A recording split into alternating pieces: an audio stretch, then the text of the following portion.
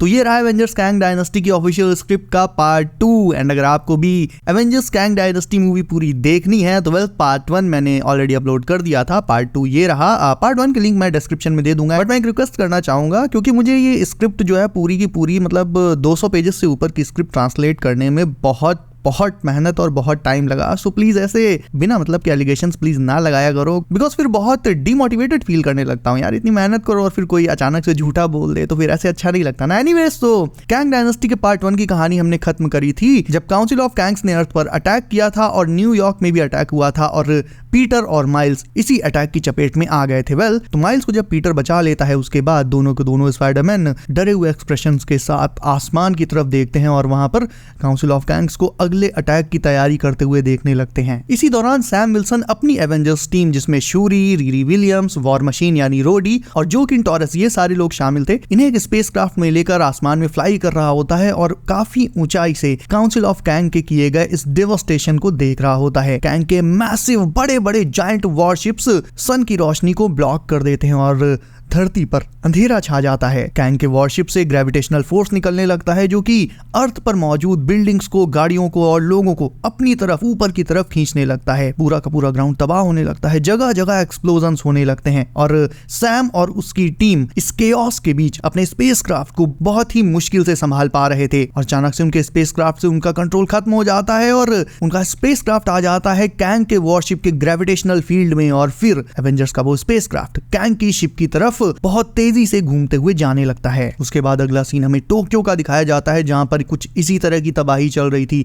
सारी की सारी बिल्डिंग, सारी की सारी चीजें जो कि ग्राउंड पर थी उसे कैंग के वॉरशिप्स अपने ग्रेविटेशनल पुल से उठा रहे थे और जोर के साथ वापस से ग्राउंड पर फेंक रहे थे, जिससे ग्राउंड के साथ साथ उस पर मौजूद सारी चीजें सब तबाह होती चली जा रही थी। जहां तक नजर जा रही थी केवल और केवल तबाही का ही मंजर था। पूरा का पूरा टोक्यो शहर आग की लपटों के बीच घिरा हुआ था और एवेंजर्स किसी तरह से अपने स्पेसक्राफ्ट को कैंग की वॉरशिप के ग्रेविटेशनल पुल से बाहर निकालकर वापस से उसे उड़ा पाते हैं। उसके बाद अगला सीन हमें दिखाया जाता है वेस्ट कोस्ट का, जहां कैसी लैंग, जैनेट, होप और हैंक ये सब के सब मारे जा चुके हैं, लेकिन स्कॉट लैंग यानी हमारा आंटमैन बचा हुआ है। वो बचा है लेकिन बुरी तरह से घायल है। वो कैसी की लाश को देखता है, अपने हाथों में उसकी लाश को लेता है और उसकी आंखों से आंसू बहने लगते हैं। फिर वो चारों तरफ अपनी फैमिली की लाशें बिखरी हुई देखता है। कुछ ही घंटों के अंदर पूरी अर्थ पर अरबों लोग मारे जाते हैं और घायलों की तो कोई गिनती ही नहीं थी। ज्यादातर अर्थ एक पोस्ट एपोकलिप्टिक स्टेट में चली जाती है, जैसे पूरी दुनिया में भूकंप आया हो। सारे के सारे देश तहस नहस हो जाते हैं और अर्थ को काउंसिल ऑफ कैंग्स पूरी तरह से जीत लेते हैं। बचे हुए शील्ड के लीडर्स, अलग अलग देशों के सारे लीडर्स और बची हुई एवेंजर्स टीम ये सब वकांडा चले जाते हैं अपनी जान बचाने के लिए, क्योंकि पूरी दुनिया में सिर्फ वकांडा ही एक ऐसा देश था जहां पर कैंग की वॉरशिप्स डिस्ट्रक्शन नहीं मचा पाई थी। वकांडा में पहुंचकर सैम विल्सन एक डेस्परेट डिस्ट्रेस कॉल देता है, एक मदद की गुहार लगाता है कि अगर कोई भी हीरो, कोई भी एवेंजर जो सर्वाइव कर गया हो वो हमसे वकांडा में आकर मिले और यहाँ पर इकट्ठा हो। सैम का मैसेज मिलने के बाद धीरे धीरे सारे एवेंजर्स वकांडा में आने लगते हैं। Thor, Love, Adam Warlock, Rocket, Groot, Cosmo, Shang-Chi, Wonder Man, Wong, America शेवर्स, डॉक्टर स्ट्रेंज और Clea, Spider-Man, Miles Morales, Daredevil, Punisher, Ant-Man, Hawkeye, Kate Bishop, Star Lord, Captain Marvel, Ms Marvel, Hulk and She-Hulk. ये सारे के सारे heroes पहुंच जाते हैं Wakanda और इनके अलावा जितने भी एवेंजर्स, जितने भी हीरोज हैं बचे हुए, सब के सब या तो लापता है या फिर मारे जा चुके हैं। वकांडा में सारे एवेंजर्स इकट्ठा होते हैं लेकिन किसी के मुंह से एक भी शब्द नहीं निकल रहा था। जिस तरह का डेवस्टेशन वो अपने चारों ओर देख पा रहे थे, किसी की कुछ भी कहने की हिम्मत नहीं हो रही थी। और इसी सन्नाटे के बीच सैम विल्सन आगे आता है और टीम से कहता है कि भले ही कैंग ने दुनिया को तबाह कर दिया हो, लेकिन उनकी स्पिरिट्स, उनके जज्बे को अभी भी नहीं तोड़ पाया है वो। सैम के इन वर्ड से एवेंजर्स में थोड़ी सी होप आती है, क्योंकि पास्ट में भी वो कुछ इतनी ही बड़ी मुसीबत का सामना कर चुके थे जहां आधे यूनिवर्स को थैनोस ने तबाह कर दिया था, मार डाला था। लेकिन ये वाली मुसीबत शायद थैनोस वाली मुसीबत से भी ज्यादा बड़ी थी। तो सैम, स्पाइडरमैन और डॉक्टर स्ट्रेंज ये डिसाइड करते हैं कि वो अब कैंग के अगले हमले का वेट नहीं करेंगे और वो खुद अब कैंग पर अगला हमला करेंगे। शैंग ची की 10 रिंग्स और मिस मार्वल के नेगा बैंड्स के साथ सैम अपनी एवेंजर्स टीम से कहता है कि वो इन दोनों वेपन्स का यूज करे जिसे कि काउंसिल ऑफ कैंग्स लेने आए हैं। ये जो वॉर था ये केवल अर्थ को डिस्ट्रॉय करने के बदले के लिए नहीं था, ये था अर्थ के फ्यूचर और मल्टीवर्स को बचाने के लिए। जितने लोग बचे हैं अभी उन्हें आगे भी जिंदा रखने के लिए। इतना कहने के साथ ही सैम अपनी शील्ड को हवा में उठाता है और एक जोरदार हुंकार भरता है और इसी से एवेंजर्स की टीम अगले हमले के लिए तैयार हो जाती है। डॉक्टर स्ट्रेंज और स्पाइडरमैन ये एवेंजर्स की टीम को 3 हिस्सों में बांटते हैं। स्पाइडरमैन जो कि स्ट्रीट लेवल हीरोज की टीम को लीड करेगा और कैंग के फोर्ट्रेस में, कैंग के किले में जो कि वॉशिंगटन डीसी में था, वहां पर घुसेगा क्योंकि उसी किले में इमॉर्टल्स, रैमाटूट और सेंचुरियन ये तीनों मौजूद थे और यहीं पर वो 10 रिंग्स और नेगा बैंड्स का यूज करके रियलिटी को रीशेप करने वाले थे। दूसरी टीम जिसका लीडर था कैप्टन अमेरिका, उसके साथ थी Captain Marvel, Hulk, Wonder Man, Black Panther aka Shuri, Ms Marvel, Star Lord, She Hulk, Rocket Raccoon, Groot and Falcon. Street level team जिसकी अभी मैं बात कर रहा था, इनका मेन टारगेट था रैमाटूट और इनका लीडर था स्पाइडरमैन। इस टीम के और मेंबर्स थे miles Morales, Daredevil, Punisher, Ant-Man, Hawkeye, Kate bishop, iron heart और वॉर मशीन, और इनमें से ज्यादातर जो है वो स्ट्रीट लेवल हीरोज थे। और फाइनली सबसे पावरफुल कॉस्मिक टीम जिसका टारगेट था सेंचुरियन और इस टीम का ऑब्जेक्टिव था 10 रिंग्स को सेफ रखना। इस टीम का लीडर था डॉक्टर स्ट्रेंज और टीम में थे क्लिया, वॉन्ग, अमेरिका चैवेल्स, थॉर, उसकी बेटी लव, शैंग ची, एडम वॉरलॉक, फाइलावेल और कॉस्मो। तो जैसे ही कैप्टन अमेरिका अपनी टीम को लेकर मॉर्टस के वॉरशिप में जाता है, इसी बीच अर्थ के अलग अलग देशों के जो लीडर्स होते हैं वो अर्थ के फाइनल डिफेंस को एक्टिवेट कर देते हैं और वो फाइनल डिफेंस था सेंटिनल्स जो कि एडमेंटियम से बने हुए थे। ये सेंटिनल्स इमॉर्टल्स के अगेंस्ट चल पड़ते हैं और बाद में पता चलता है कि इन सेंटिनल्स को छोड़ने के पीछे जनरल रॉस का आदेश था, जिन्होंने इस प्रोग्राम को सीक्रेटली चलाया था। और इसके पीछे मकसद ये था कि अगर अर्थ पर कोई अटैक होता है जिससे निपटने में एवेंजर्स फेल हो जाते हैं, जो कि एक तरह से वो हो ही गए थे, तो फिर इंसान सेंटिनल्स का सहारा लेकर उस खतरे से निपटने की कोशिश करेंगे। तो जैसे ही सैम की टीम स्पेस में जा रही होती है, रॉकेट बीच बीच में 1-2 जोक मारने लगता है। इससे एवेंजर्स का मूड थोड़ा सा हल्का हो जाता है। जैसे ही टीम इमॉर्टल्स के वॉरशिप पर पहुंचती है, वहां उन्हें नेगा बैंड्स की असली पावर का अंदाजा होता है जो कि 10 रिंग से भी ज्यादा थी। वही स्पाइडरमैन की टीम का रैमाटूट एंड उसकी कैंग आर्मी के साथ बैटल चल रहा होता है उनके फोर्ट्रेस में। इनका बैटल और भी ज्यादा इंटेंस होता चला जाता है। डेयरडेविल और Punisher side by side fight करके अपना ग्राउंड होल्ड कर रहे होते हैं। डेयरडेविल अपनी ट्रेनिंग का, अपने सेंसेस के एक आउंस का यूज दुश्मन को खत्म करने में करता है, लेकिन काउंसिल ऑफ कैंग्स में इतने ज्यादा कैंग वेरिएंट्स थे कि सारे के सारे एवेंजर्स घिर जाते हैं और ऐसा लग रहा था कि स्पाइडरमैन की ये अर्थ वाली टीम अब हारने वाली है। लेकिन डेयरडेविल बुरी तरह से घायल होने के बाद भी अपनी बॉडी में बची स्ट्रेंथ का एक टुकड़ा जोड़कर वापस से एक फाइनल अटैक करता है, जिससे काउंसिल ऑफ कैंग्स की जो लास्ट वेव थी उस पॉइंट पर वो पूरी की पूरी मारी जाती है। और इसी के औस के बीच रैमाटूट स्पाइडरमैन पर अटैक कर देता है और उस एक अटैक से स्पाइडरमैन बुरी तरह से खून से लथपथ हो जाता है और वापस अपने पैरों पर खड़े होने की कोशिश करने लगता है, लेकिन उसकी इंजरीज बहुत ही ज्यादा हो गई होती है। वो लड़खड़ाकर फिर से जमीन पर गिर पड़ता है। माइल्स मोरालेस आगे आता है और रैमाटूट के पीटर पर अगले अटैक से पहले उस पर अटैक कर देता है। रैमाटूट उसकी बेवकूफी पर हंसता है, उसका मजाक उड़ाता है और पीटर अपनी बंद होती हुई आंखों से माइल्स को रैमाटूट के हाथों से मार खाते हुए और डिफीट होते हुए देखने लगता है। वो धीरे से अपना हाथ उठाता है, माइल्स को रोकने की कोशिश करता है, लेकिन तब तक बहुत देर हो चुकी होती है। रैमाटूट अपने स्पेक्टर वेपन से माइल्स को वहीं के वहीं जान से मार देता है और स्पाइडरमैन खौफ में जड़ होकर देखता रह जाता है। वही डॉक्टर स्ट्रेंज और क्लिया अपनी कॉस्मिक टीम को सेंचुरियन के अगेंस्ट बैटल में लीड करते हैं। वहां पर भी एक इंटेंस बैटल चल रहा होता है, लेकिन ये टीम सेंचुरियन को इजीली ओवर पावर कर देती है, उसे हरा देती है क्योंकि इनके पास 10 रिंग्स भी थी। और जैसे ही ये फाइट आगे बढ़ती है, पूरी की पूरी टीम क्वांटम रेल्म में ट्रांसपोर्ट हो जाती है। सेंचुरियन अपनी ताकत से कई टीम मेंबर्स को मार देता है, लेकिन डॉक्टर स्ट्रेंज, थॉर, शैंग ची ये सब के सब बच जाते हैं। अपने आखिरी मोमेंट्स में क्लिया मरने से पहले अपनी ब्लेड से क्वांटम रेल्म में ही एक पोर्टल फिर से खोल देती है जो कि अर्थ 616 पर जाता था, जिससे कि हमारे जो बचे हुए हीरोज थे वो उस पोर्टल से निकल जाएं। सेंचुरियन यहाँ पर शैंग ची की 10 रिंग्स चुराने की कोशिश तो करता है, लेकिन वो इसमें नाकाम हो जाता है। लेकिन वो डॉक्टर स्ट्रेंज की स्लिंग रिंग उससे जरूर ले लेता है। डॉक्टर स्ट्रेंज यहाँ पर बाकी की टीम से जाने को कहता है कि वो पोर्टल से चले जाएं, क्योंकि वो मल्टीवर्स से होते हुए सेंचुरियन के पीछे जा रहा है। वो उसे रोकेगा इससे पहले कि बहुत देर हो जाए। सेंचुरियन का पीछा करते करते डॉक्टर स्ट्रेंज फैंटास्टिक फोर से मिलता है और ये सब मिलके सेंचुरियन से स्ट्रेंज की स्लिंग रिंग वापस ले लेते हैं और सेंचुरियन अकेले इनसे ना लड़ पाने की वजह से इमॉर्टस की वॉरशिप में भाग जाता है। फैंटास्टिक फोर स्ट्रेंज को TVA से मिलाते हैं और वहां उसे वार्निंग दी जाती है कि कुछ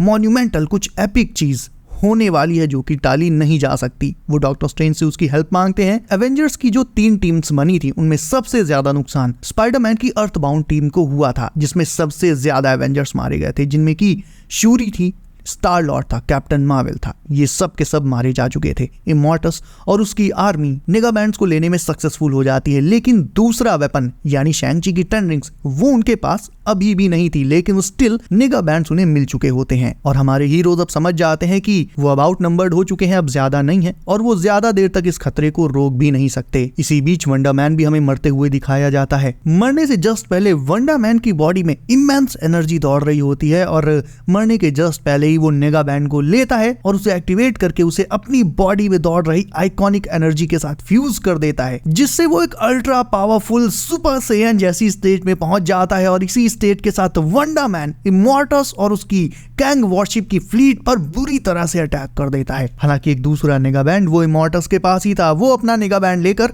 वंडर मैन की तरफ बढ़ता है और उनके बीच में ऐसा कोलिजन होता है जिससे एक शॉक वेव निकलती है और सिर्फ धरती ही नहीं, सिर्फ सोलर सिस्टम ही नहीं, पूरी की पूरी गैलेक्सी में ये शॉक वेव फैल जाती है और जब धुआं छटता है तो इमॉर्टस अपनी जगह पर विक्टोरियस खड़ा होता है। वहीं बचे खुचे जो हीरोज थे वो वहां से भाग जाते हैं और वंडर मैन जाहिर सी बात है इस कोलिजन में मारा जाता है। वहीं रैमाटूट के फोर्ट्रेस में रैमाटूट मरे हुए एवेंजर्स के सरों को लाकर इमॉर्टस के सामने रखता है, जिसे देखकर इमॉर्टस खुश हो जाता है। इमॉर्टस रैमाटूट की लॉयल्टी देखकर, उसकी इमेंस पावर देखकर और उसकी ये जीत देखकर उससे बहुत खुश हो जाता है और अब इमॉर्टस के पास दोनों नेगाबैंड्स थे, एक तो वो जो उसके पास पहले से थे एंड दूसरे वंडर मैन से जो उसे कोलिजन में मिले थे। लेकिन जहां वो रैमाटूट से खुश था वहीं वो सेंचुरियन से बहुत ज्यादा गुस्सा था, क्योंकि ये सेंचुरियन की जिम्मेदारी थी कि उसे शैंग-ची की 10 रिंग्स लानी थी और सेंचुरियन वो रिंग्स नहीं ला पाया था। उसके इसी फेलियर से गुस्सा होकर इमॉर्टस और रैमाटूट उस पर हमला कर देते हैं। सेंचुरियन बचने की कोशिश करता है, लेकिन इमॉर्टस की नेगाबैंड्स की इस नई पावर के सामने वो 2 सेकंड भी नहीं टिक पाता है। इमॉर्टस उसकी बॉडी, उसकी एनर्जी, उसकी सोल तक को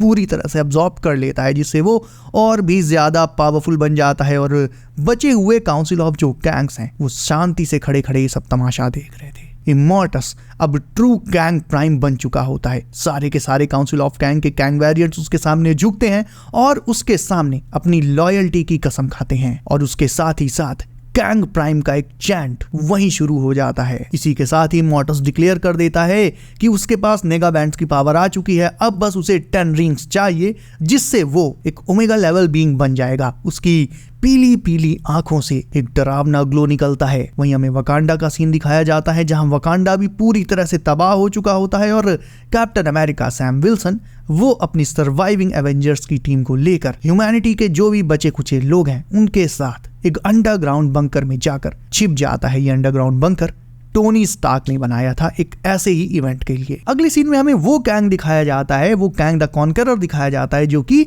उस बियॉन्ड जोन में फंसा हुआ था। वो बार बार एक ही नाम ले रहा था, रवोना। और अचानक से सब कुछ काला हो जाता है और शांति छा जाती है और इसी शांति के बीच से जैनेट की वॉइस आती है, हु इज कैंग। और फिर हमें कैंग द कॉन्करर का पास्ट दिखाया जाता है जहां पर वो गेहूं के एक खेत में रवोना के साथ बचपन में हाथ पकड़कर दौड़ रहा है, दोनों खेल रहे हैं और फिर अचानक से कैंग ने आज तक जितने भी लोगों को मारा है, जितने भी वॉर्स लड़े हैं, उन सब के सीन्स एक के बाद एक आने लगते हैं और रवोना की वो हंसी इन्हीं सीन्स के बीच कहीं खो जाती है। ये फ्लैशबैक और भी ज्यादा इंटेंस होने लगता है और इसी मैसेकर से भरे हुए फ्लैशबैक्स के बीच कैंग का रवोना के लिए प्यार वो धीरे धीरे फेड होकर गायब हो जाता है। उसके फ्लैशबैक में दिखाया जाता है कि इस कैंग द कॉन्करर ने एवेंजर्स के अलग अलग वेरिएंट्स को बुरी तरह से मारा है। अपने फ्लैशबैक्स को देखकर कैंग रोने लगता है और उसी बियॉन्ड जोन में अंधेरे में मदद के लिए चिल्लाने लगता है, लेकिन उसकी मदद को कोई नहीं आता और वो समझ जाता है कि उसे अपने इस मेंटल प्रिजन से खुद ही बाहर निकलना होगा और इसके लिए उसे सबसे पहले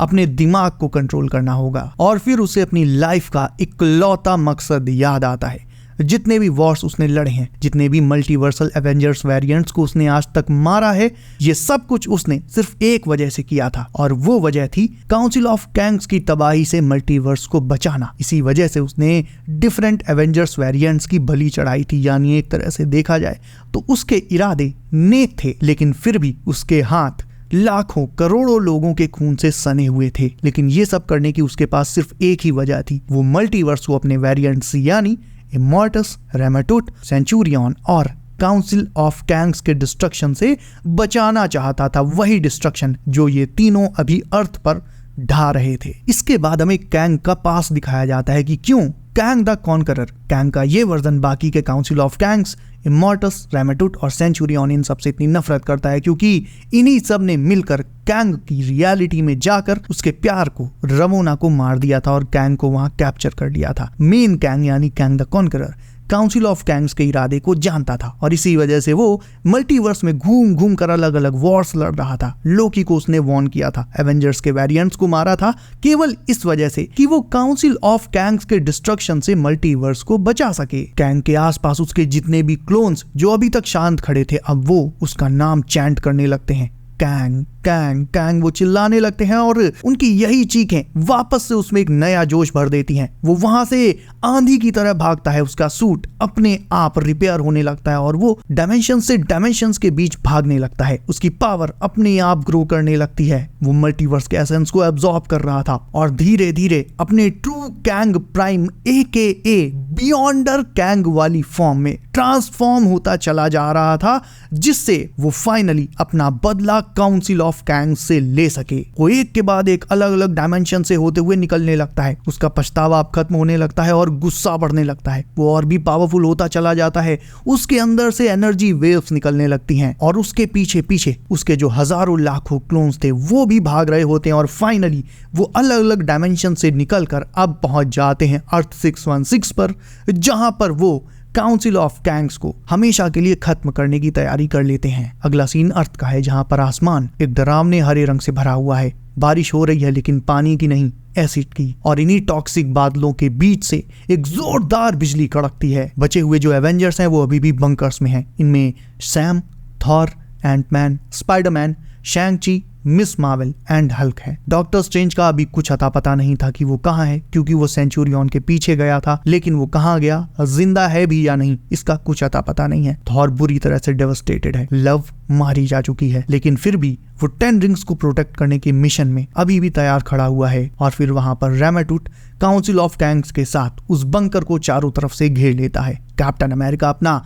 फाइनल स्टैंड बनाता है। शैंग-ची, जिसके पास 10 रिंग्स थी, और बाकी के एवेंजर्स उसके साइड बाय साइड खड़े हो जाते हैं और अपनी बची कुची हिम्मत और ताकत को इकट्ठा कर एक आखिरी बैटल के लिए तैयार हो जाते हैं। रेमेटुट, जो कि इमॉर्टस का दूत बनकर आया था, वो उनसे कहता है कि बचे कुछ एवेंजर्स अगर कैंग प्राइम के सामने झुक जाएं तो वो शायद उनकी जान बख्श देगा और ये डिस्ट्रक्शन रुक जाएगा। कैप्टन अमेरिका उसके सामने एक अल्टरनेट ऑफर रखता है, जिसमें वो कहता है कि इमॉर्टस उसकी जान ले ले लेकिन बाकी सबको छोड़ दे। इमॉर्टस कैप्टन की इस बात को बहादुरी समझे या बेवकूफी वो समझ ही नहीं पाता है और हंसने लगता है। अगला ऑफर अब सैम को इमॉर्टस की तरफ से था। इमॉर्टस कहता है कि तुम मौत के दूत बनकर जाओ, 10 रिंग्स को लेकर मेरे साथ आओ, उन सारे सुपर हीरोज को मार दो। इमॉर्टस सैम से कहता है कि वो उसे मैजिक और कॉस्मिक पावर्स देगा, ऐसी पावर्स जो उसने सपने में भी नहीं सोची होंगी, ऐसी पावर्स जिनके सामने लाखों स्टीव रॉजर्स भी कुछ नहीं होंगे। और स्टीव रॉजर्स का नाम सुनते ही कैप्टन अमेरिका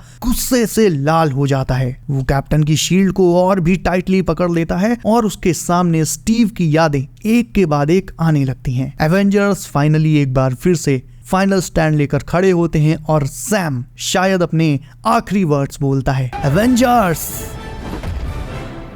असेंबल।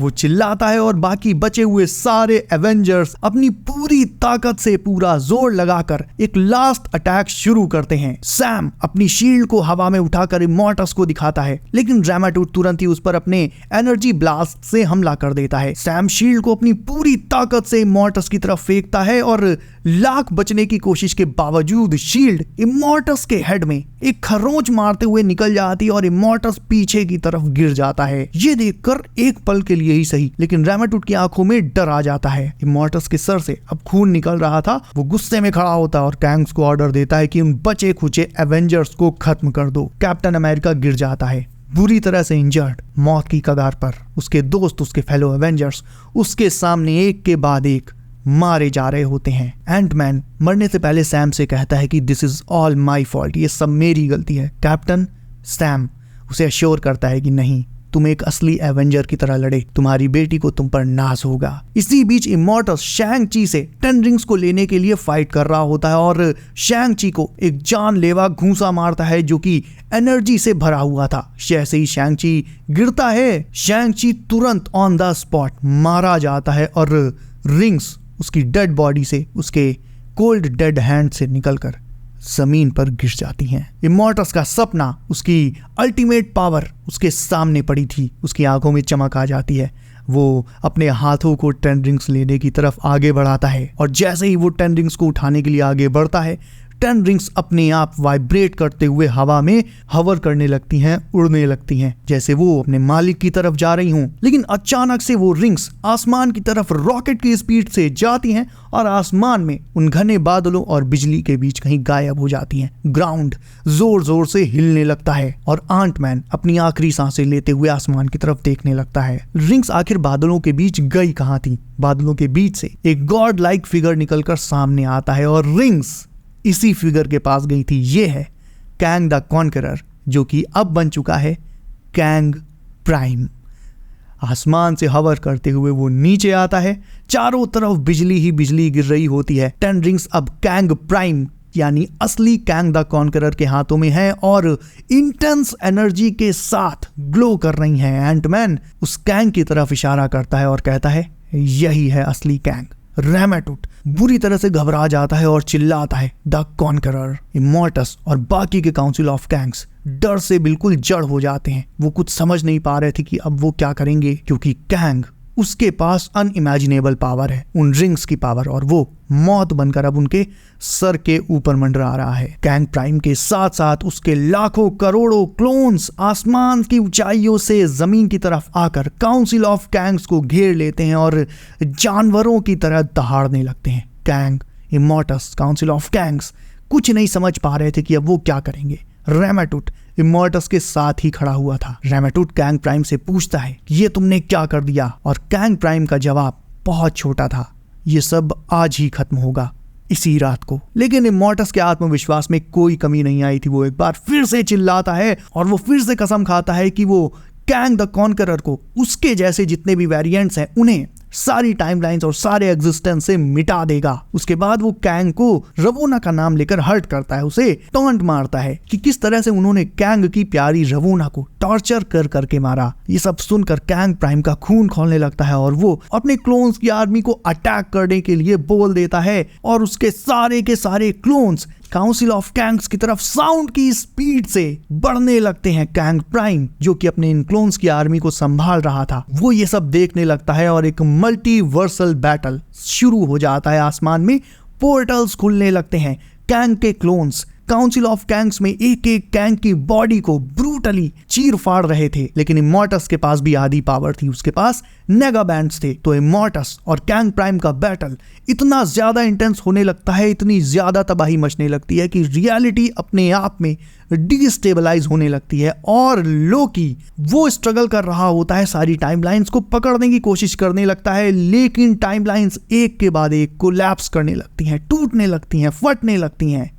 अगले सीन में TVA में कुछ लोग आते हैं और ये लोग थे Doctor Strange, Fantastic Four, Deadpool, Wolverine, Ghost Rider, Tobey Maguire का स्पाइडरमैन।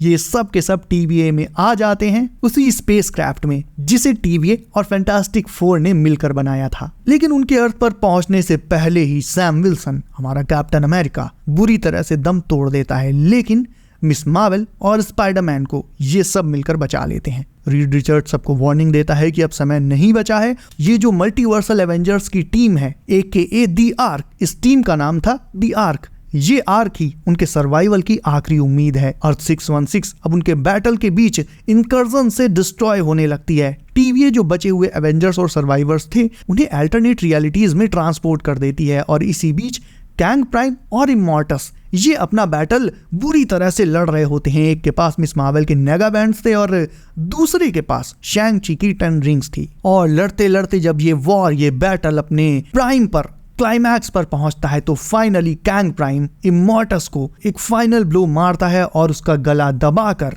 इग्ड्रासिल के सामने यानी उस मल्टीवर्सल ट्री के सामने उसे चोक करके बुरी तरह से मार देता है और इमॉर्टस की बॉडी इंटेंस एनर्जी को स्टोर करने के चलते फट जाती है और मल्टीवर्स पूरी तरह से कोलैप्स हो जाता है। इग्ड्रासिल यानी मल्टीवर्स का ट्री अब पूरी तरह से टूट चुका था। एवेंजर्स यानी दी आर्क अपने उसी स्पेसक्राफ्ट में बैठ जाते हैं, यूनिवर्सेस को कोलाइड करते हुए देखते हैं। कैंग प्राइम लोकी की पावर्स को अब एब्जॉर्ब कर रहा था और लोकी भी अब मरने वाला था। और इसी दौरान बियॉन्डर कैंग यानी कैंग प्राइम वो दी आर्क के स्पेसक्राफ्ट यानी हमारे एवेंजर्स के उस स्पेसक्राफ्ट के चारों ओर एक प्रोटेक्टिव फोर्स शील्ड बना देता है ताकि ये एवेंजर्स ना मरे। लेकिन उसके जस्ट बाद वो नेगा बैंड्स और 10 रिंग्स को कंबाइन करके एक ऐसा डिवाइस बना देता है जिसमें रियलिटी को रीशेप करने की ताकत थी, जो कि इमॉर्टस का सपना था, रियलिटी को अपने हिसाब से रीशेप करना। कुछ वैसा ही जैसा थानोस इन्फिनिटी स्टोन्स के साथ करना चाहता था। लेकिन कैंग प्राइम यहाँ पर इन दोनों वेपन्स को मिलाकर रियलिटी को रीशेप नहीं करता है, बल्कि मल्टीवर्स के जो बचे हुए यूनिवर्सेस हैं उन्हें एक सिंगल टाइमलाइन में फ्यूज कर देता है, जोड़ देता है और एक आखिरी यूनिवर्स बच जाता है। पूरा मल्टीवर्स खत्म हो जाता है और ये जो लास्ट यूनिवर्स था, ये जो आखिरी वर्ल्ड था, ये कहलाता है बैटल वर्ल्ड। इस बैटल वर्ल्ड में अर्थ 616 का हिस्सा आता है, अर्थ 838 का हिस्सा आता है, अर्थ 601 और ऐसी ही काउंटलेस दूसरी अर्थ का हिस्सा आता है। हमारे जो बचे हुए हीरोज हैं यानी दी आर्क वो फाइनली आकर बैटल वर्ल्ड में उतर जाते हैं, अपना स्पेसक्राफ्ट को वहीं उतार लेते हैं और फिर उनके उतरते ही कैंग प्राइम इन्हें बंदी बना लेता है। बैटल वर्ल्ड को कैंग प्राइम रोजेस की फील्ड से यानी गुलाबों की फील्ड से ढक देता है। पूरा का पूरा बैटल वर्ल्ड गुलाबों से ढक जाता है। गुलाबों की बड़ी बड़ी फील्ड्स तैयार हो जाती हैं और ये सब उसने किया था रवोना की याद में। हालांकि उसके दिमाग में अभी भी सिर्फ और सिर्फ गुस्सा और वायलेंस ही था। उसकी उंगलियां कुछ उसी तरह से गुलाबों को छूने लगती हैं जैसा कि बचपन में वो रवोना के साथ गुलाबों को छुआ करता था। और इस नई दुनिया में अब कैंग ही अकेला सबसे पावरफुल पर्सन है जिसके सामने कोई नहीं टिक सकता। ना ही वो हीरो है ना ही विलन है, अब वो है Kang prime. And Avengers Kang dynasty यहाँ से खत्म हो जाती है। एंड गाइज इसके बाद डेफिनेटली सीक्रेट वॉर्स आनी थी जिसमें एवेंजर्स कैंग से निपटते, उससे लड़ते और उसे हराते। लेकिन अब जाहिर सी बात है ये बैटल वर्ल्ड वगैरह बनना, मल्टीवर्स का डिस्ट्रॉय होना, ये सब होगा, लेकिन ये सब कैंग की जगह करेगा RDJ का डॉक्टर डूम। और हो सकता है ये सब करने का जो उसका तरीका हो वो भी थोड़ा डिफरेंट हो। सो गाइज मैंने लाइन बाय लाइन इस स्क्रिप्ट को ट्रांसलेट किया था, काफ़ी टाइम लगा वीडियो बनाने में। सो इफ आपको अच्छा, पहले मुझे ये बताओ कि मूवी अगर आती तो आपको कैसी लगती, एंड इफ वीडियो अच्छी लगी हो तो इसे लाइक ज़रूर से कर देना guys. And please please please इसे अपने फ्रेंड्स एंड फैमिली के साथ ज़रूर से शेयर कर दो ताकि हम में से ज़्यादातर लोग कैंग डायनेस्टी कैसी होती उसका मज़ा ही ले लें। सो बी सेफ गाइज, अपना ख्याल रखिए आप। मेरा नाम है Himanshu and as always I will see you in next one.